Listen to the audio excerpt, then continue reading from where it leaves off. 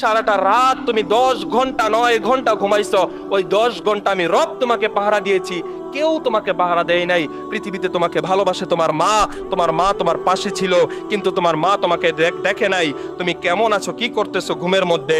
পৃথিবীতে তোমার সবচাইতে প্রিয় তোমার বাবা তোমাকে দেখে নাই তুমি কি করছো। তোমার স্ত্রী তোমার সাথে শুয়ে থাকে, তারপরও জানে না তুমি ঘুমের মধ্যে কি করো, কিন্তু রব জানে তুমি ঘুমের মধ্যে কি করবে। ঘুমের পরে আবার ফিরে না আসে, আল্লাহ তাআলা যদি আটকিয়ে রেখে দেয়, তাহলে তোমার মা ফিরিয়ে আনতে পারবে না, তোমার বাবা স্ত্রী ফিরিয়ে আনতে পারবে না, তোমার আদরের সন্তানরা ফিরিয়ে আনতে পারবে না। আমি তো সেই রব, যে রব সারা রাত তোমাকে পাহারা দেওয়ার পর সকালবেলা তোমাকে আবার সুস্থ শরীরে ঘুম থেকে উঠিয়ে আকাশে সূর্য দেখার শক্তি দিয়েছি। আমি সেই রব, যে রব রাত ইশারের নামাজ না পড়ার পরও রাতের খাবার আমি তোমার বন্ধ করে দেই নাই।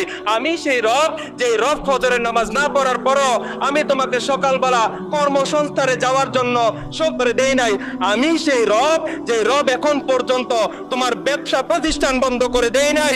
আমি তোমার সেই রব, যে রব সকাল থেকে সন্ধ্যা পর্যন্ত 24 ঘন্টা অক্সিজেন 1 মিনিটের জন্য বন্ধ করে দিলে নিঃশ্বাস বন্ধ হয়ে যাবে, অক্সিজেন তোমাকে 24 ঘন্টার মধ্যে 1 ঘন্টা বন্ধ করে দেই নাই। প্রত্যেক ঘন্টার জন্য তুমি হসপিটালের মধ্যে 1.5 লক্ষ টাকার অক্সিজেন নিতে হবে, কিন্তু তোমাকে আল্লাহ রাব্বুল আলামিন 24 ঘন্টা লক্ষ লক্ষ টাকার অক্সিজেন ফ্রি ডেলিভারি দিচ্ছে। তুমি ওই রবের জন্য 1 ঘন্টা সময় দিতে পারো না।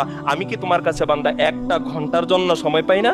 কিন্তু আমি কেন তোমার কাছ থেকে এই 1 ঘন্টা সময় পাইলাম না?